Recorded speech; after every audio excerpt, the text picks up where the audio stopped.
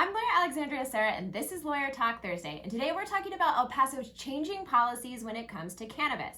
So cite and release has been in place for about 6 weeks now. So we're going to unpack that, what it means, how you behave in court, and what the first chance program is, because those two things are very different. Now, when cite and release was first passed by City Council, they had no idea how it was going to be implemented. The courts had no idea how it was going to be implemented, and we as defense attorneys had no idea what to do. But now we have a plan. So hopefully I can educate you on what to do if you're issued a citation for misdemeanor levels of marijuana. Okay, let's get one thing straight.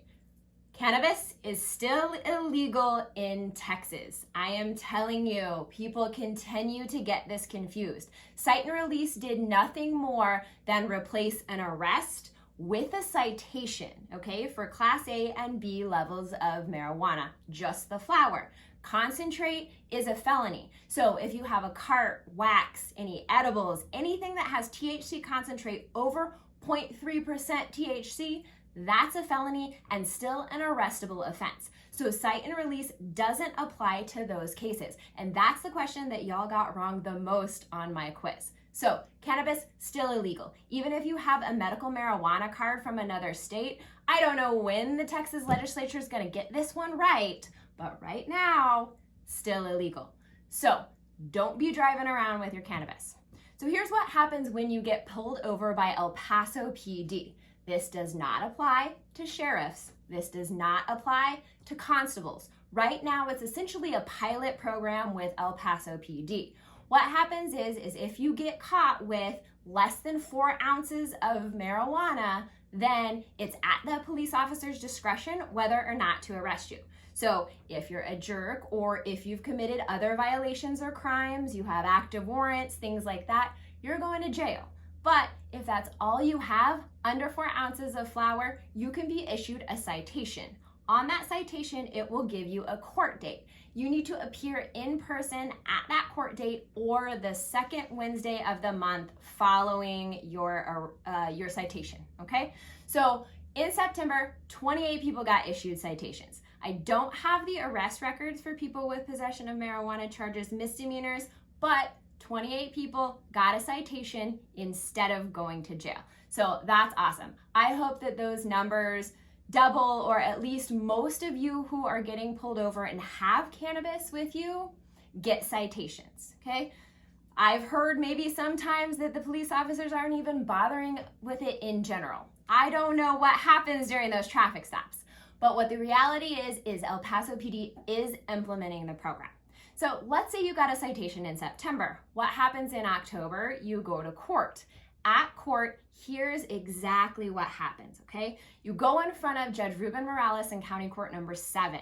He will give you your magistrate warnings, ask you if you want appointed counsel, and you will be screened for the first chance program.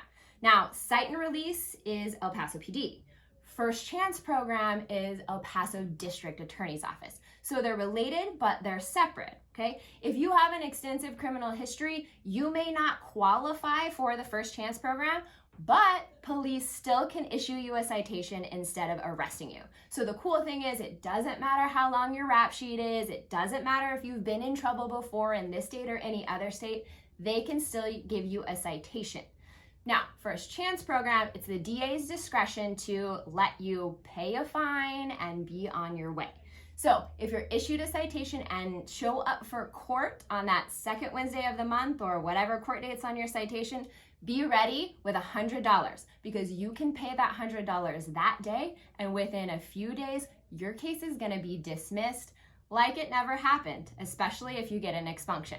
So you'll be put in front of the judge. He'll ask you some questions. You can see if you qualify for the first chance program, pay the fine, and do some processing. So photos, fingerprints, things like that to keep track of you. You will not be booked in jail at any point in time. So that's the super cool thing because it does protect you from having to go through that experience of arrest, the time, the money, the bonding out, all that stuff. And it saves our county money and our police officers time.